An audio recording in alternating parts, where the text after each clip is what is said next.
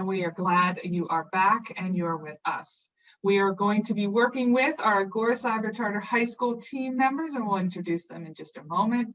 And your information for this workshop is facilitated by myself, Becky Millspaugh, and Karen Stover-Perry.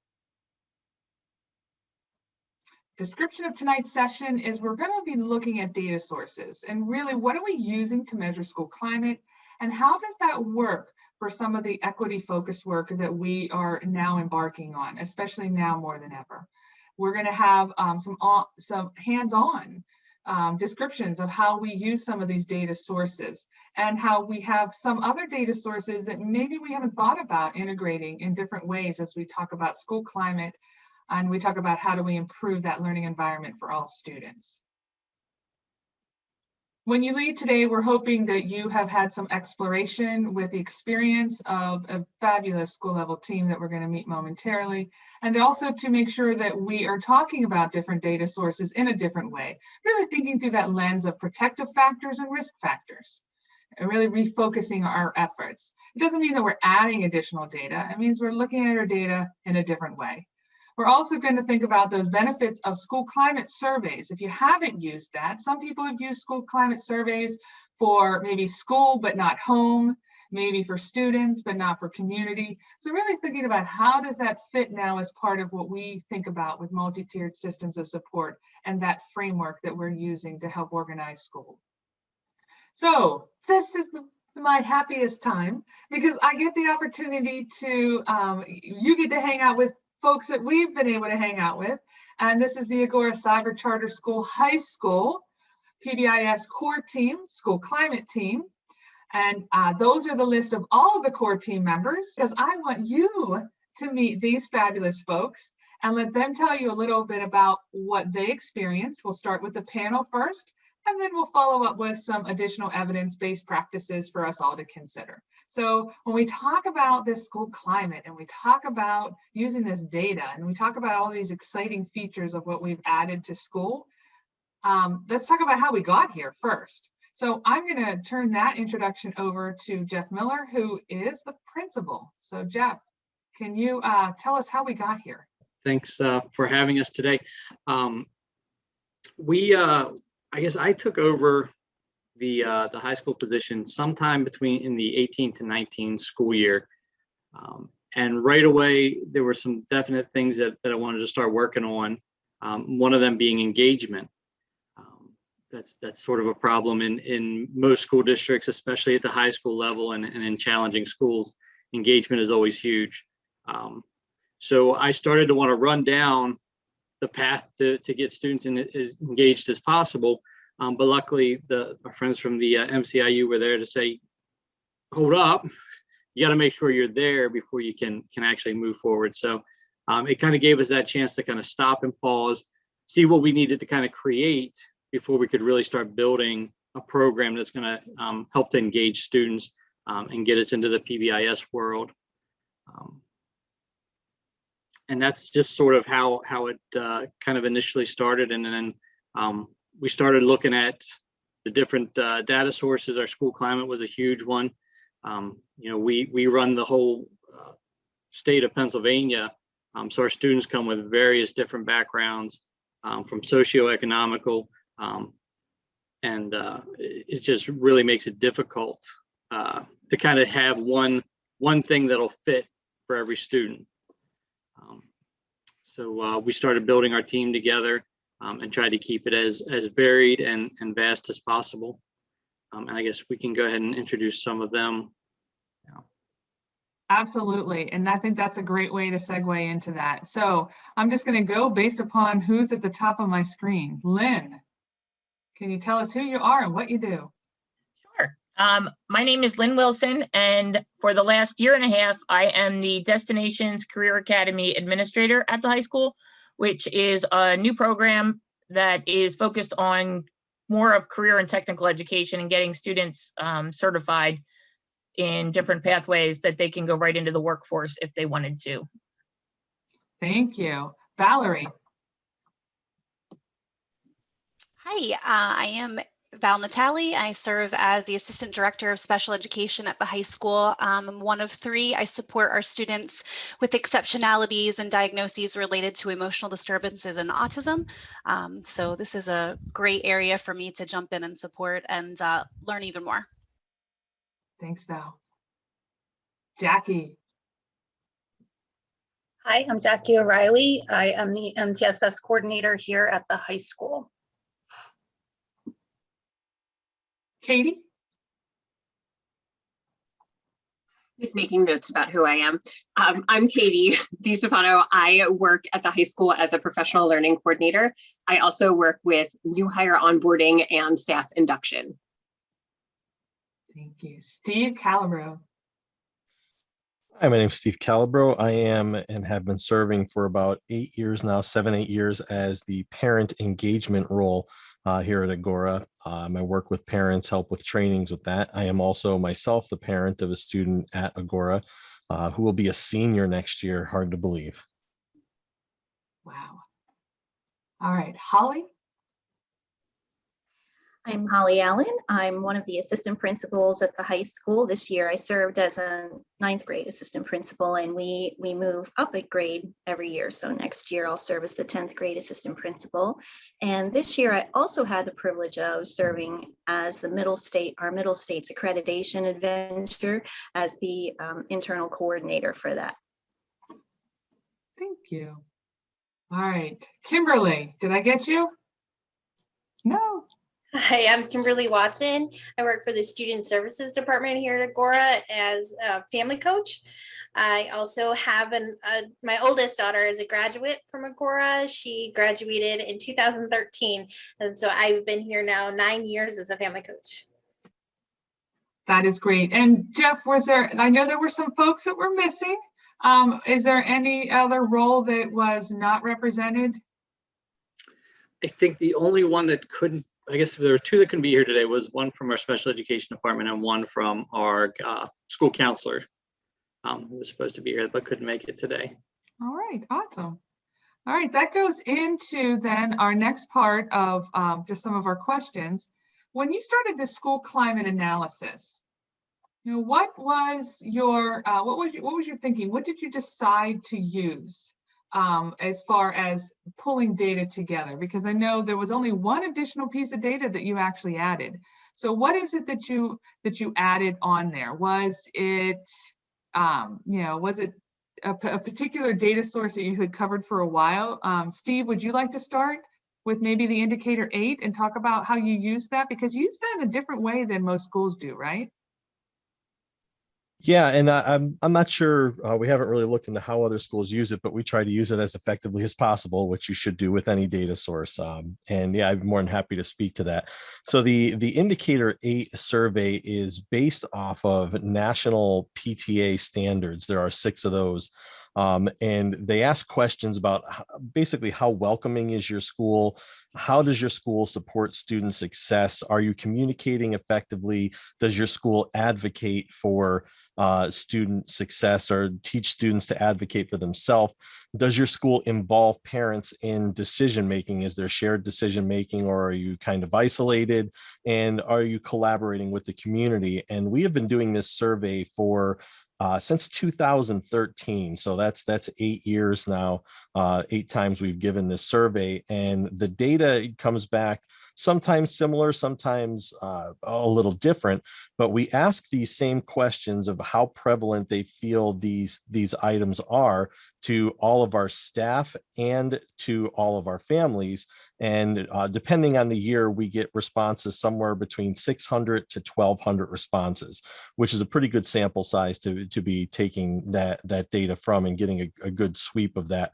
And we try to capture some random, not so much random, but some demographic information, so we know how long the family has been with us, how is their opinion if you're first year with us, or how is their opinion if you have been with us for 5 years plus. There's a gradation inside there, and how do staff members feel about a particular question versus how do families? And it's really perception based. So we ask them how prevalent do they feel a particular item is. And then we use that data to kind of inform our parent engagement initiatives. So if a parent feels that we are doing, or if the majority of parents feel that we're doing poorly in, let's say, teaching students to advocate for themselves, we'll do workshops, try to bring in experts, see what we can do to really move the needle on that one. You know, in some things we seem to do really well with welcoming families, and others, being a cyber school, as Jeff mentioned, with serving families across the entire state, it's tough sometimes to raise the score in connecting with community, because our community is, you know, thousands of square miles wide. It's not a local entity, but we still try to do what we can there. So that's one of the parent data sources that we have, and we could see what's working and what's not based on the trends over those years, and how we can focus our efforts in getting parents more involved and engaged in the educational process. Absolutely. Thank you so much for that. Indicator 8 can also be accessed for those on this call through the PATTAN website. And if you just type in Indicator 8, you'll be able to get access to that same data source. Thank you so much, Steve. I think the other option that we were looking at was the PAYS, the Pennsylvania Youth Survey. And I was wondering, Jackie, I know that you did a lot of work with that. Can you let us know a little bit about what that is and what we were looking at? Sure, I'd be happy to. So the PAYS is the Pennsylvania Youth Survey. It's an anonymous survey given every 2 years in the state of Pennsylvania to students of transition age. So as a local education agency, Agora volunteered to participate in the statewide survey at no cost due to the sponsorship of the Pennsylvania Commission on Crime and Delinquency. We also worked in collaboration with the Pennsylvania Department of Education. More than 80% of school districts in Pennsylvania participated in the most recent PAYS cycle, which was in 2019. The primary focus is to provide school leadership teams with information in changing patterns and use and abuse of harmful substances and harmful behaviors. It's also to assess risk factors that are related to undesired behaviors and protective factors that can guard against undesired behaviors. It's organized in 7 different categories by demographics: alcohol, tobacco, and other drug use, antisocial behavior, community and school climate and safety, social and emotional health, systemic factors, and risk and protective factors. So we were able to look at all of that and compile that data to use in our decision making. And we learned some really great things, and we'll go over that very soon. Interestingly enough, you know, as if school and the pandemic was not enough, you also embarked on the middle states. And there are surveys that come with middle states. And I know there was a big focus, right, on middle states. And I do believe it was Holly Allen that was leading that charge. And I'm wondering, Holly, if you can share with us what kind of information was collected through middle states that really helped you out. The middle state survey was large, and we needed to use that particular survey. Like, we couldn't make up our own. We had to use what middle states provided as part of our whole adventure with accreditation process. And so we were able to remove a few questions that didn't apply to our school because we are a cyber, and there were some things that just didn't apply, such as food service and transportation service for the most part, although we do have some special education transportation opportunity. But after removing some of those questions, everything else remained, and it may have seemed overwhelming, especially to our educators. I think they had the longest survey of all, but we were able to survey the educators, our education staff, all of our staff, office staff, right on through, family coaches, everybody.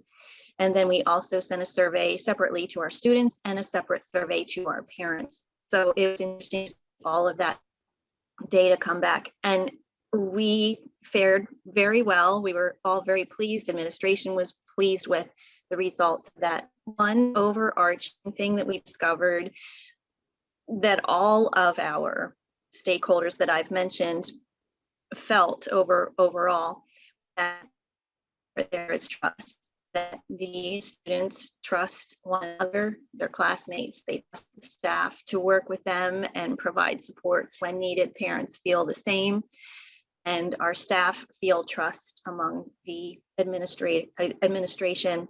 Some of the comments that we received back from our education staff was that things have continued to progress better and better with administration, that they just feel like there's definitely some great things happening with opening the communication pathway.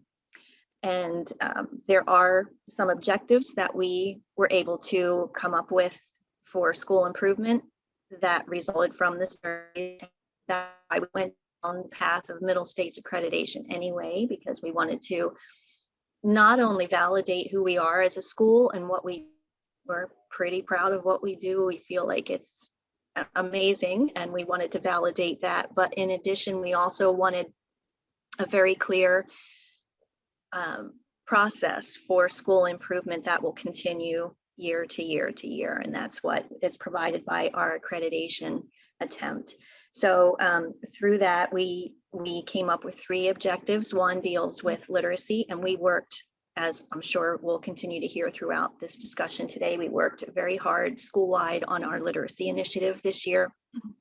And that ongoing process is one of our middle states objectives that came from, that was validated by some of the information from the survey. I think the survey more fed into our communication objective. Some of what we saw in all 3 of the stakeholder surveys was a need for better communication as a school, and that in all various levels and various methods. And so we will be working on our communication overall.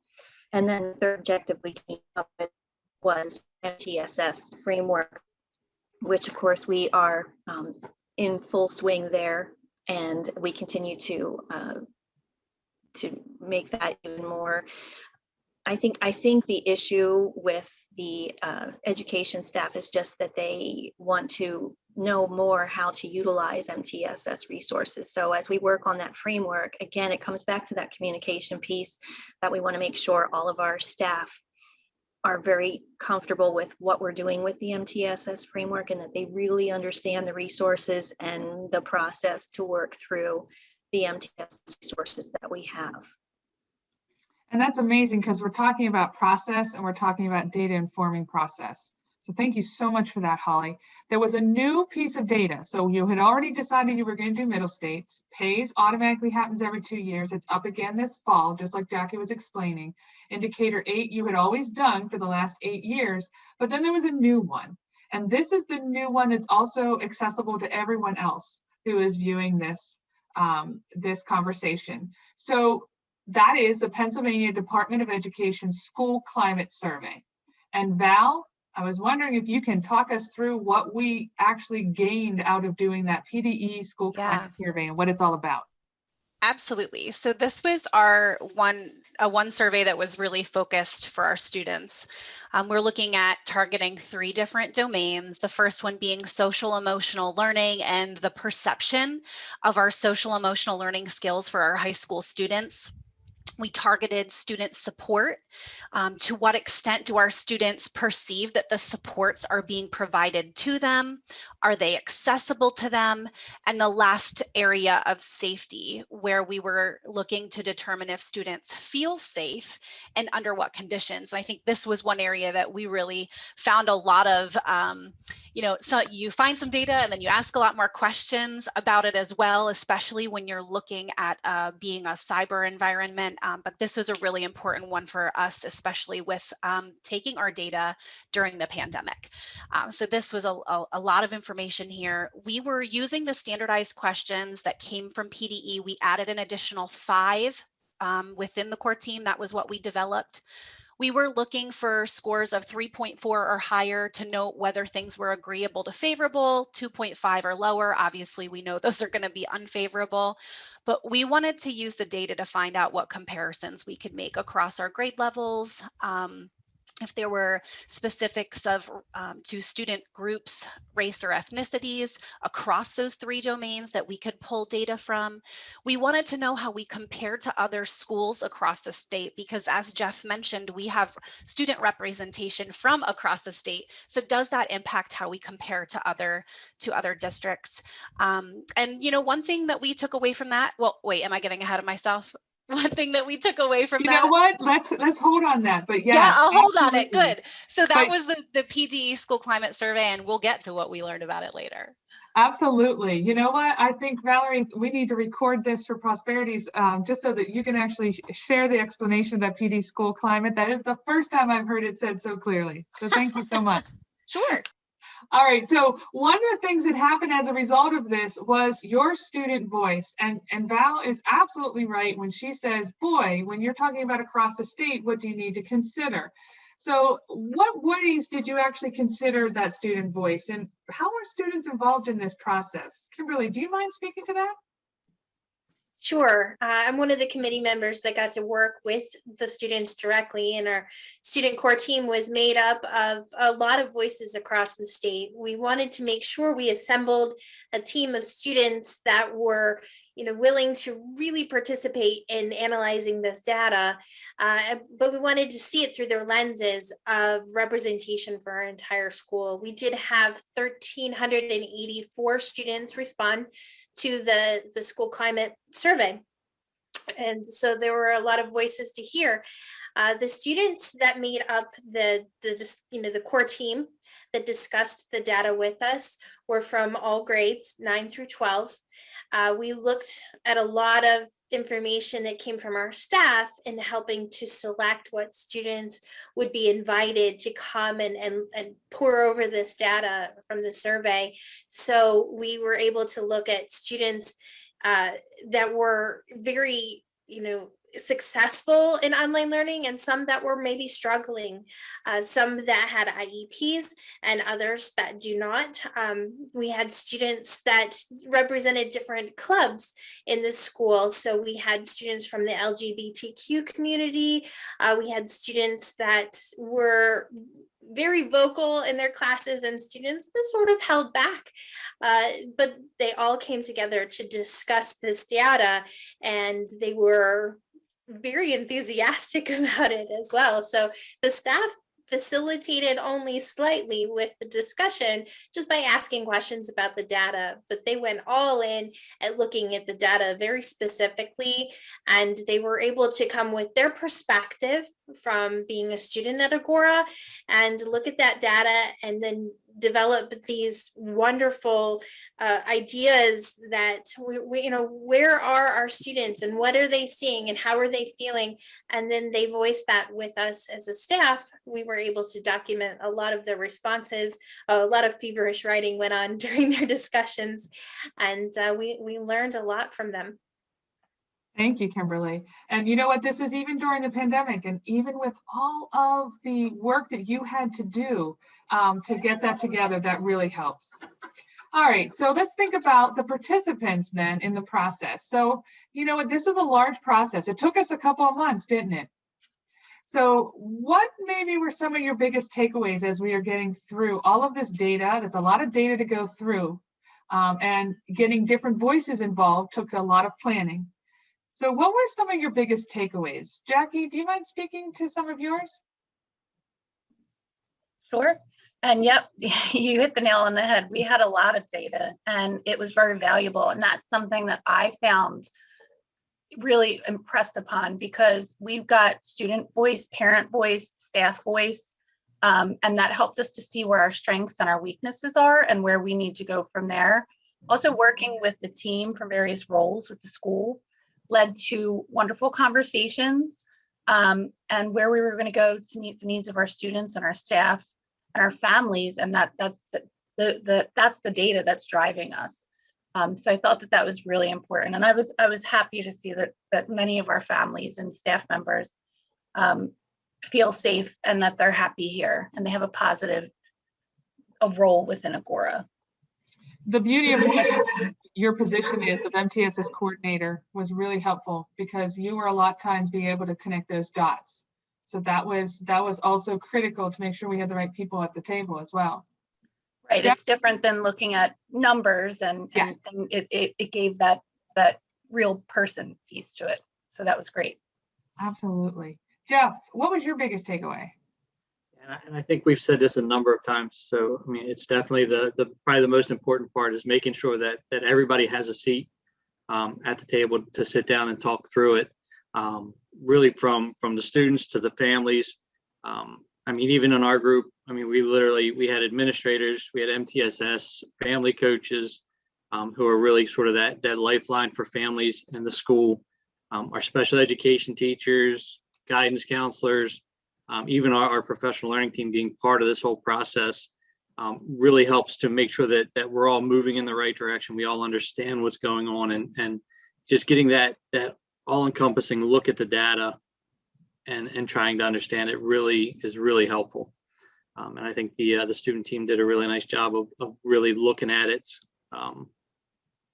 and giving us some good tips and pointers as they looked over it. But there's still a lot more to go. And the other thing that we definitely learned from it is it takes time. This is not going to be something that you can throw out there, get back, look at the data, and then move on. It takes a lot of time to look through it and to really think through what the data is trying to tell you. Absolutely. It's that authenticity, right? To the process. So this was not the only thing that you did. Agora had a lot of other things that were on, especially other initiatives, right? So as we talk about initiatives and we talk about integration and intersectionality of these different things that we do that are all a part of school, what are some of your thoughts? Lynn? Sure. A couple of the committees that I serve on, I was on our school improvement and our comprehensive planning, and our goals there specifically are around instruction for math, instruction for literacy, and then finally our graduation rate and increasing our graduation rate. So one of the things that we wanted to do was have pathways that are a little bit more of a college and career focus, so that we could give students different gateways and different opportunities for after they graduate, and hopefully keep them engaged, that they stay engaged in school and stay in school, and give them opportunities that they may not have otherwise. So that was part of the reason why we created Destinations Career Academy, so that we could give students potential industry ready certifications as they would move into the workforce from high school. So this school climate work really works hand in hand with the work that you're doing as well. Yes, because we focused a lot on, what students felt like they needed and things like that to provide those opportunities. Excellent, thank you. Katie, I know we've had a lot of conversation, right, about especially some of the equity work. What were some of your thoughts on the integration? Yeah, this was, I know when I initially, I really tried to fight my way onto this team. I think there was already representation from professional learning. I want to be there. And I'm so glad that I did, because there was a moment early on where I was like, why do you need one more committee? But from the first training, I really knew that this was work that I was going to love. The focus is so learner-centered, and I love the idea of student-generated ideas and initiatives, and that really appealed to me as an educator. But I will admit that during some of the first few meetings, I'm like, how does this fit in? And it didn't take long, I don't think, until I realized that it wasn't, PBS wasn't a missing puzzle piece. It was more like motherly arms. It was like arms that enwrapped and kind of encapsulated everything else that we were doing, and gathered in all of the existing initiatives and provided a centralized focus to everything that we were doing at school.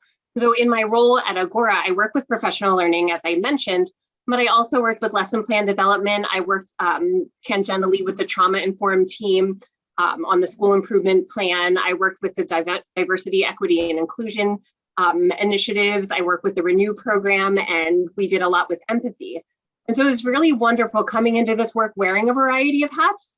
And the work that I was doing on those other committees provided great resources, I think, to some of our discussions that we were having here.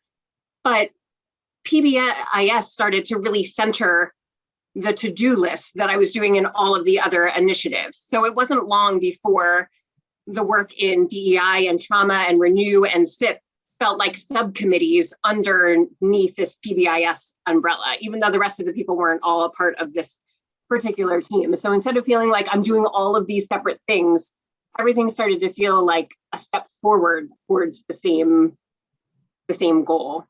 And less poetic, but I think very practically, this work made it apparent how often we did survey and try to gather information from families.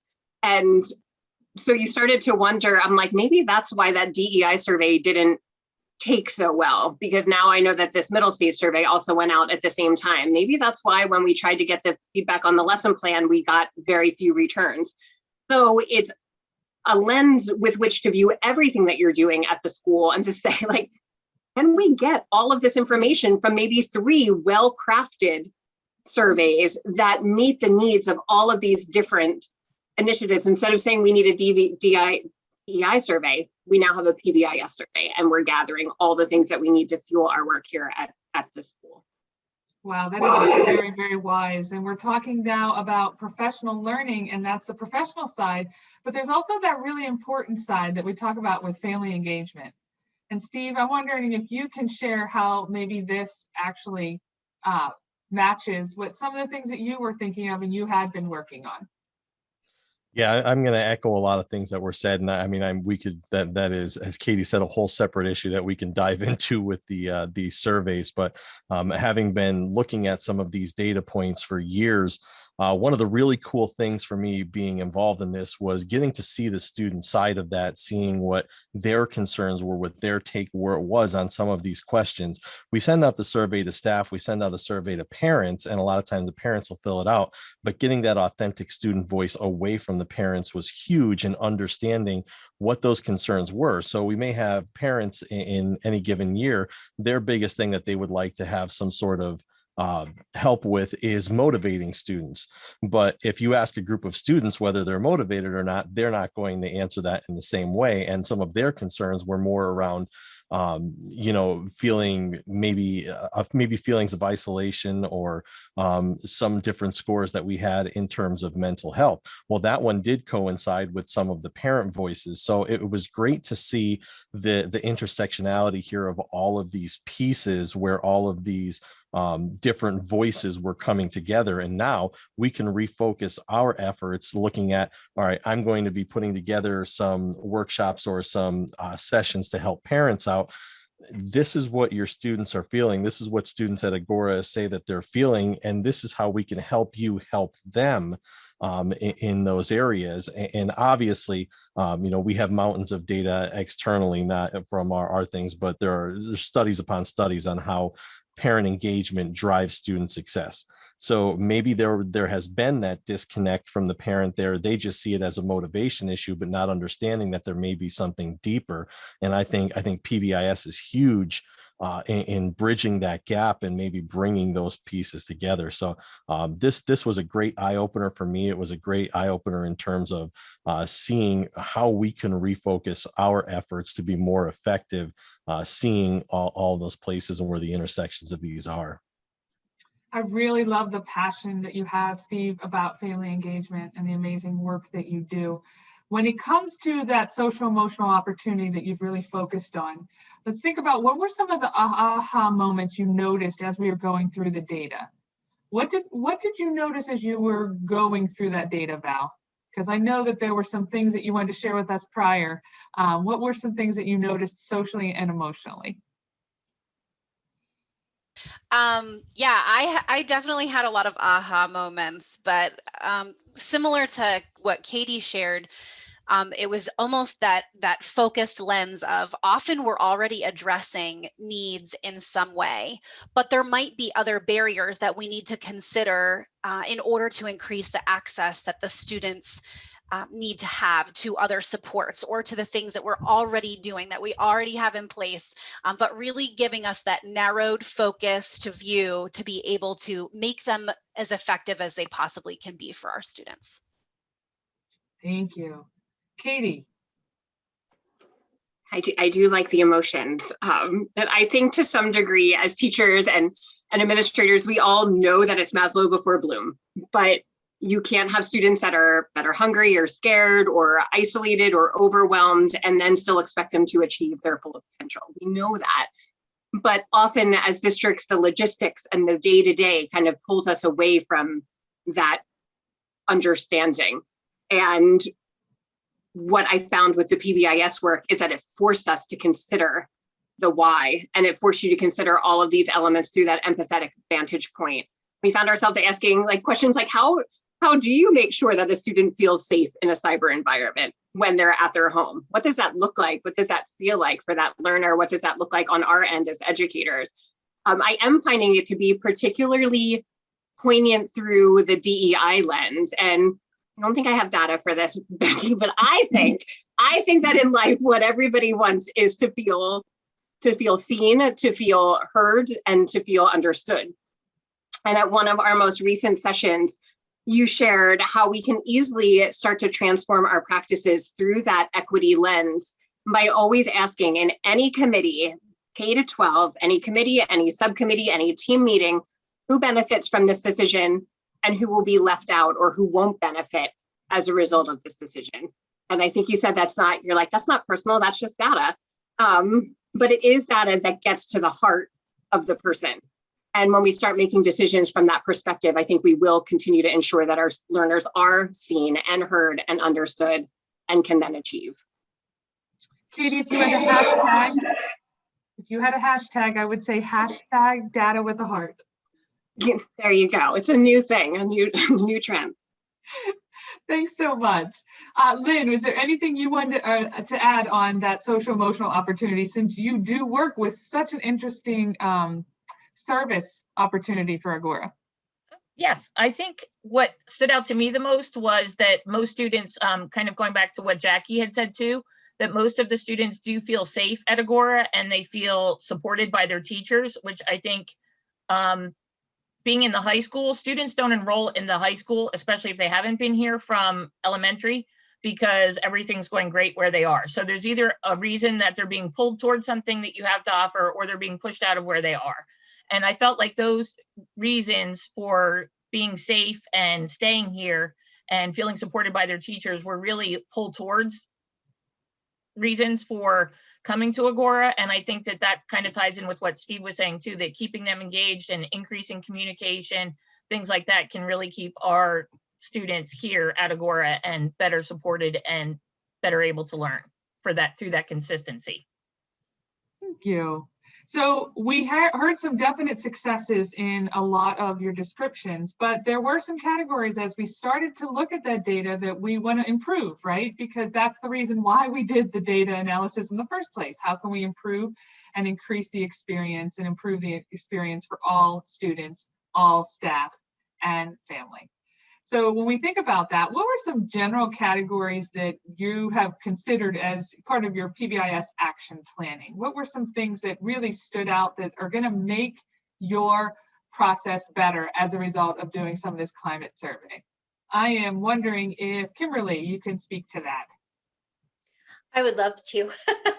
I am so excited to hear everyone in the team think about communication as being this powerful objective that we need to address with our students, our families, all stakeholders, the community, and the parents. As a family coach, I work heavily with the entire family, and you often hear in our department, it's about making connections. And what better way to make connections with family than by communicating well? And one of the ways that we hope to communicate better is to have that and build that common language with our entire school staff, our students, our parents and families, guardians, sometimes grandparents, aunts, uncles, and neighbors are involved. And we want to make sure that that language that we use is positive, upbuilding, and drawing us together to be a stronger community. So as we build community, we build that communication, and we teach everyone to rely on the webs of supports that they have. And in branching out to advocate for our supports, we actually bring ourselves closer together. So I'm looking forward to this upcoming school year already.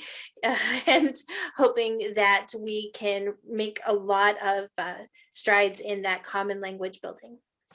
Thank you so much. Anyone else want to add? Holly?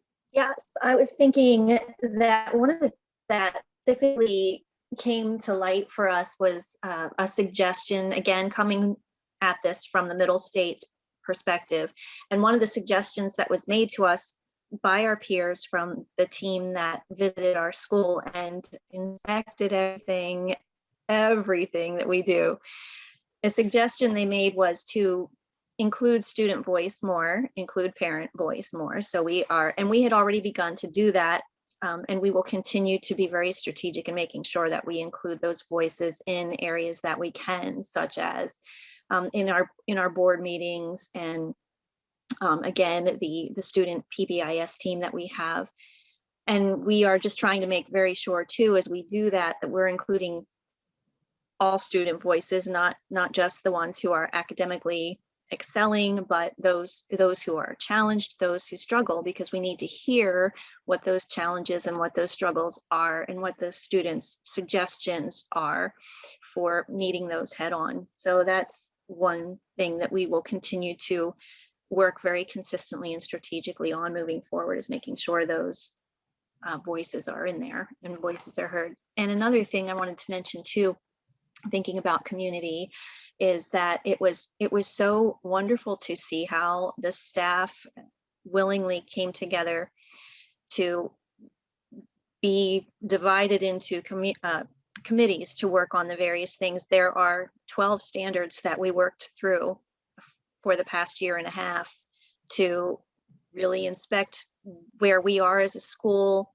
what a needs assessment, what we think is needed, and what we felt needed to be addressed. And there were just so many staff who were very passionate about those areas and worked very well together so that we were able to come up with things that we needed to do as a school. For example, our core values, that was a very strategic foundational fundamental need that we needed to work on. It was something that if you had a stakeholder, they probably wouldn't be able to tell you what our core values were. So now we are working on making sure that that is very much a part of what we do, and that in our meetings, our assemblies, and everything that we have moving forward, that all stakeholders will know what those are. And it was just great to see the staff working together to come up with those.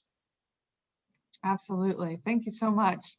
And so thinking about yourself now, so as we round out this panel interview, and I will open it up for any questions who are with us today, but as we round this out, think back to where we started. Think back to January when we started to get the links out and ready to go. And we were talking about what data sources had already been completed for the year.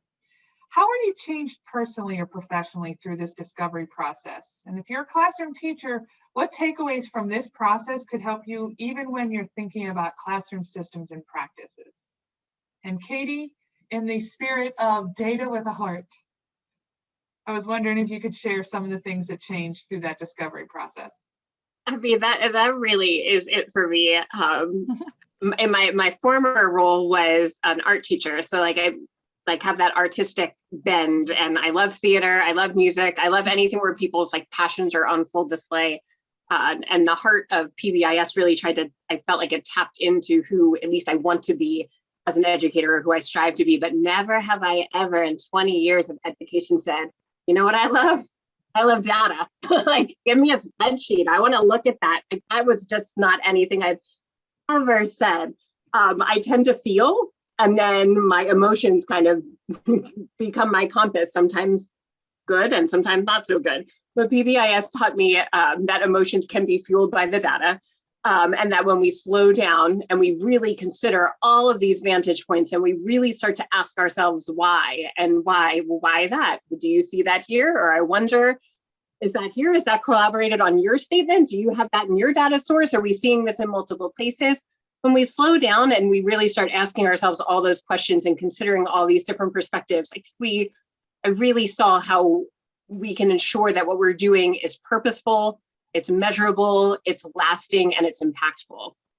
I learned to stop and to ask more questions And because I do love seeing people do what they love, I actually really loved watching this team, because there are many people who are data nerds on this team and love it. I loved hearing their excitement when they found things and uncovered things. I still feel like I'm a snorkeler for data. I'm like kind of hovering just a couple feet below the surface, but like some of them are like deep diving and coming up with all sorts of treasures. So that has been a great learning experience for me, but kind of merging the two things, something that I never really looked at as much, and things that I am, and how I can use these numbers and they're actually fueling the areas that I am passionate about myself. So it was a really interesting transition throughout the coming years. And now I find myself in other meetings being like, wait, we have this great data source from PBIS, like that's going to tap right into this. And I'm like, who am I? Oh, Karen Stoverberry, we have another convert. Val, I'm going to finish up with you. You can just round us off because you come from a different aspect, right? Because you come from that special education realm.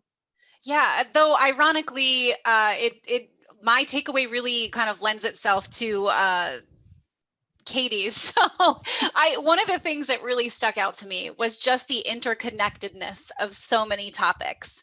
And, even through the surveys, I heard Steve mention the same terminology that we looked at in our climate survey, our school climate survey. And so there is interconnectedness. And because of that, it forces you to go back to the data, to develop decisions and make sure you're staying on track with the process in place. And I think that was a huge thing for me, was to just continually go back to the data, because we found you can circle around certain things, or you can start to see the overlap. So it's really important for us to go back to the data and also to trust the process, because so many times through this process, you wanted to lean into the interconnectedness of something, or you wanted to lean into how something was related, and it had something to do with another piece over here of data that we were looking at.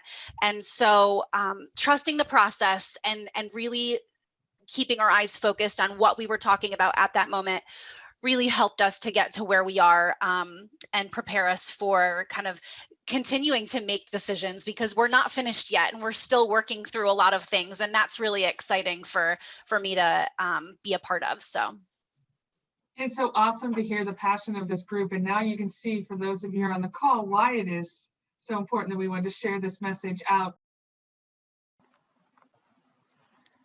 Thank you for viewing the Using Data to Improve School Climate interview panel session. Your workshop facilitators were Becky Millspaugh and Karen Stover-Perry.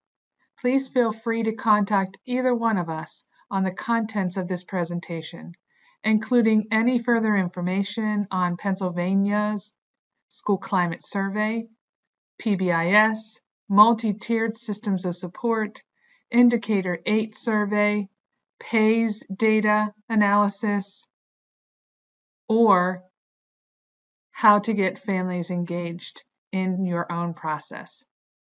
Please visit learn.mciu.org for more information, opportunities, and services provided by the Montgomery County Intermediate Unit's Office of Professional Learning. We're cultivating relationships that transform. Learning is what we're all about.